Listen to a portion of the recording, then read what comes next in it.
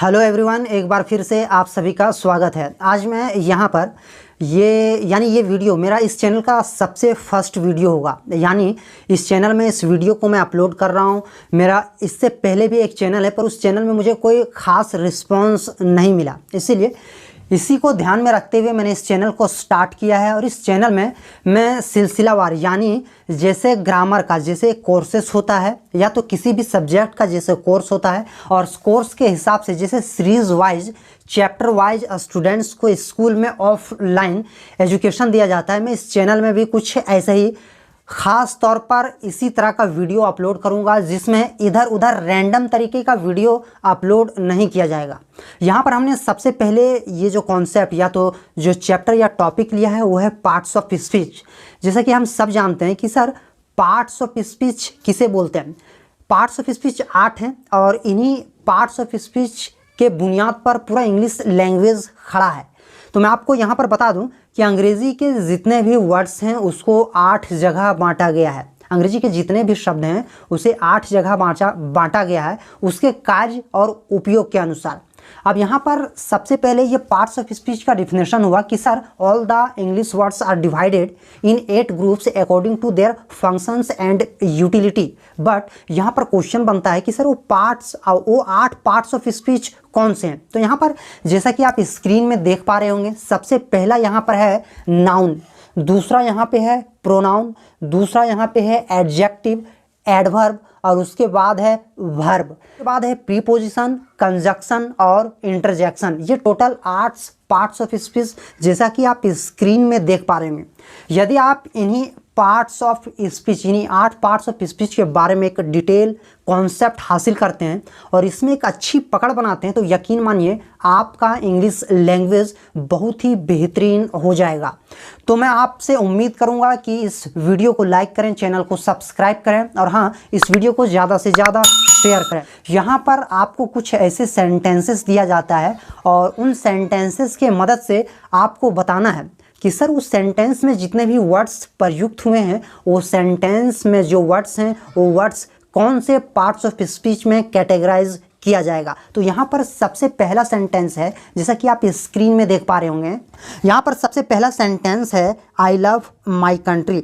तो यहाँ पर आई ये एक हमारा प्रोनाउन है और लव, यहाँ पर लव ये हमारा वर्ब हुआ और माई ये हमारा एडजेक्टिव है और कंट्री यहाँ पे हमारा नाउन है। तो देखिए यहाँ पर इस सेंटेंस में जो अलग अलग वर्ड्स प्रयुक्त हुए हैं, इन अलग अलग शब्दों को अलग अलग पार्ट्स ऑफ स्पीच में कैटेगराइज करना, पार्ट्स ऑफ स्पीच के डिफिनेशन और पार्ट्स ऑफ स्पीच के कैटेगरीज को याद कर लेने से आप इन शब्दों को पार्ट्स ऑफ स्पीच में कैटेगराइज नहीं कर सकते। चूँकि ये वीडियो फर्स्ट वीडियो है, मैं यहाँ पर इसी से रिलेटेड यानी ग्रामर से रिलेटेड और भी वीडियो अपलोड करूँगा, जिससे आप ये गेस कर पाएंगे या डिटेक्ट कर पाएंगे कि कौन सा वर्ड कौन से पार्ट्स ऑफ स्पीच में शामिल होगा। इसीलिए कनेक्टेड रहें, इस चैनल से जुड़े रहें, ताकि ग्रामर के बुनियादी कॉन्सेप्ट्स आप तक पहुंच सके। यहाँ पर देखिए मैं एक नेक्स्ट सेंटेंस ले रहा हूँ, जैसा कि आप स्क्रीन में देख पा रहे होंगे। यहाँ पर नेक्स्ट सेंटेंस है दिस इज फास्ट ट्रेन।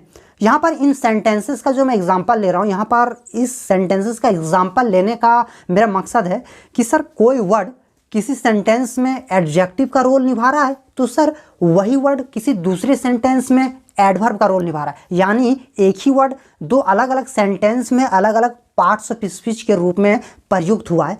ये चीज़ ही यदि ये कॉन्सेप्ट ही यदि हमें पता चल जाता है, तो यकीन मानिए आप अंग्रेज़ी में एक बेहतरीन बुनियाद कायम कर लेते हैं। यहाँ पर देखिए नेक्स्ट सेंटेंस दिया हुआ है दिस इज फास्ट ट्रेन। आप जानते हैं कि सर ट्रेन एक वस्तु है, यानी कि ये एक चीज़ है और दुनिया में जितने भी वस्तु हैं उसे नाउन में कैटेगराइज किया गया है और नाउन से पहले जो वर्ड आएगा वो हमेशा एडजेक्टिव होगा। अब यहाँ पर देखिए सेंटेंस में this is a fast train, तो यहाँ पर फास्ट ट्रेन जैसे नाउन के पहले आया हुआ है, तो ये फास्ट एडजेक्टिव ही ना हुआ। अब यहाँ पर देखिए इस सेंटेंस में जैसे फास्ट एडजेक्टिव का रोल निभा रहा है, इसी फास्ट को मैं दूसरे सेंटेंस में यूटिलाइज करता हूँ। और यहाँ पर देखिए नेक्स्ट सेंटेंस आपके स्क्रीन में कुछ इस तरह है, यहाँ पर दिया हुआ है दिस बॉय रन्स फास्ट। तो यहाँ पर देखिए कि ये जो फास्ट है, इस रन जैसे वर्ब को क्वालिफाई करता है, यानी इस वर्ब के बाद ये जो फास्ट आया हुआ है, ये फास्ट यहाँ पे एडवर्ब का किरदार निभा रहा है। तो यहाँ पर जैसा कि आप इन दो सेंटेंसेस को डिफ्रेंशिएट करेंगे तो यहाँ पर this is a fast train, यहाँ पर फास्ट एक एडजेक्टिव है, और यहाँ पे नेक्स्ट सेंटेंस में है दिस बॉय रन्स फास्ट, यहाँ पर फास्ट एक एडवर्ब है। यहाँ पर इसी कॉन्सेप्ट को पकड़ना है कि सर दो सेम वर्ड्स, दो अलग अलग सेंटेंस में एक सेम वर्ड्स यूटिलाइज करने पर एक अलग अलग पार्ट्स ऑफ स्पीच का रोल निभाता है। यहाँ पर नेक्स्ट सेंटेंस को देखिए, यहाँ पर नेक्स्ट सेंटेंस दिया हुआ है ही is playing in the field. तो चूंकि यहाँ पर आई एन इन ये एक प्रीपोजिशन है, प्री यानी पहले और पोजीशन माने स्थान, यानी नाउन के पहले जो स्थान ले उसे आप प्रीपोजिशन कहेंगे। तो यहाँ पर फील्ड, ये फील्ड हमारा नाउन है और नाउन से पहले जो इन आया ये एक प्रीपोजिशन है। अब यहाँ पर देखिए इसी इन को एक अलग सेंटेंस में इस्तेमाल करेंगे, पर वहाँ पर ये इन प्रीपोजिशन के रूप में नहीं बल्कि दूसरे किसी पार्ट्स ऑफ स्पीच का रोल निभाएगा। यहाँ पर देखिए नेक्स्ट सेंटेंस में दिया हुआ है प्लीज कम इन। तो यहाँ पर देखिए इन जो है कम जैसे वर्ब को क्वालिफाई करता है, तो यहाँ पर कम के बाद जो ये इन आया हुआ है यहाँ पे ये प्रीपोजिशन का किरदार नहीं निभा रहा है, बल्कि ये इन एक एडवर्ब का रोल निभा रहा है। तो जैसा कि आप देख सकते हैं कि ये वर्ड सेम ही है, यानी फर्स्ट सेंटेंस में in he is playing in the field, यहाँ पर इन एक प्रीपोजिशन है और यहाँ पर प्लीज कम इन, यहाँ पर इन एक एडवर्ब है।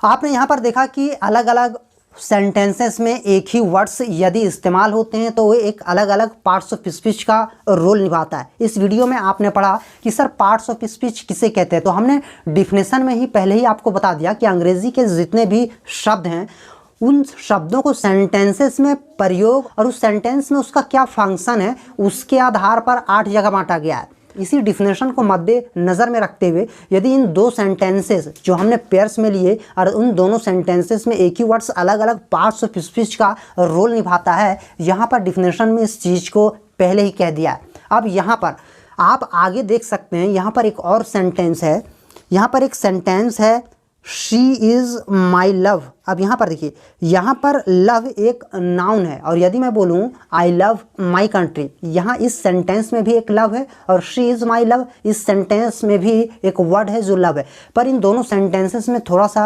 डिफ्रेंसिएशन है। यहाँ पर पहले sentence I love my country में ये लव एक वर्ब है, पर दूसरे सेंटेंस में शी इज़ माई लव यहाँ पर इस सेंटेंस में लव एक नाउन है।